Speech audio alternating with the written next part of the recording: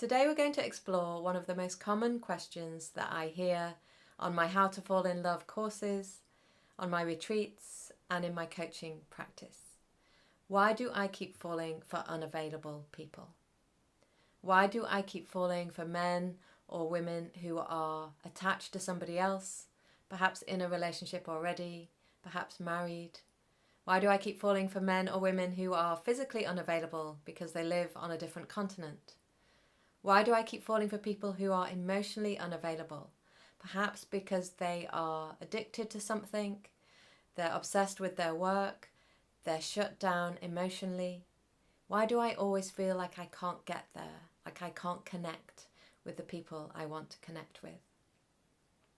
So this was one of the questions that plagued me on my journey to love. Why did I keep falling for unavailable men? And what I realised eventually, it took quite a long time, but I realised that I was the common denominator in all my failed relationships. So for many years I blamed the men. It was their fault. They were unavailable. Why couldn't they be available to me? But ultimately I understood that I was in all those relationships. I was the common denominator. When I understood that, the penny dropped. It was painful, but it was also helpful, because I could then take charge of my situation. I could do something to change my relationships. I could do something to change my patterns. So why do we keep falling for unavailable people? Well, the truth might be that we are unavailable ourselves. Now that is difficult to hear, and perhaps it doesn't look that way. It doesn't seem that way. I definitely didn't look like an unavailable person when I was dating. I was interested in having a relationship. Perhaps you could say I was desperate to have a relationship. I was dating, I wanted to meet people. But actually, when I look back, I was emotionally unavailable because I was scared of love. I was scared of commitment. I was scared of intimacy. And I was scared of love because my experience of love when I was little was painful. I loved, but it hurt. I loved my dad, but he moved out. It felt like an abandonment. It felt like rejection. It felt painful. I loved my mum, but it was difficult to connect with her emotionally. So that was painful too. So my experience of love had been painful, so why would I want to do that again? So part of me really wants to fall in love. I really craved love.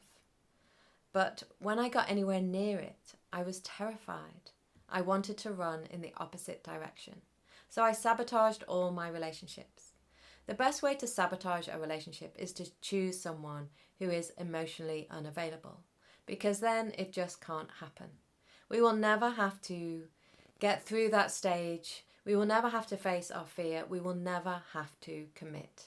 We will never have to be vulnerable. We will never have to risk being hurt again. But obviously this is no way to live. We end up feeling lonely, we end up hurting and getting hurt. That was my experience.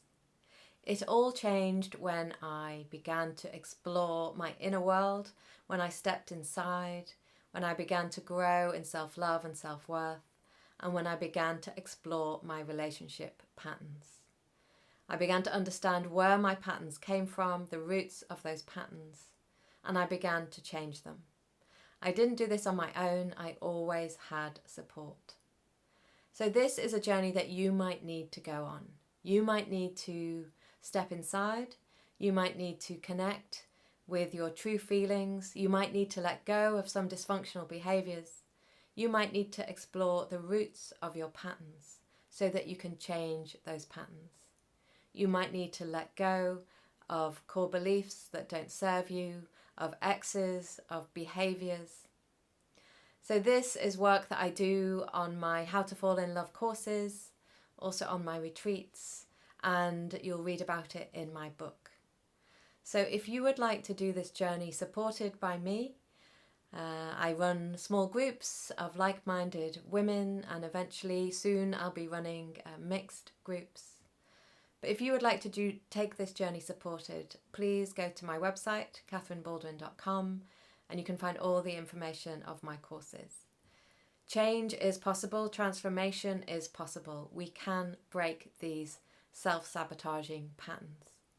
We can't do it alone. Most of us need to do it supported, but we can change those patterns. Thank you for watching, and I'll see you next time.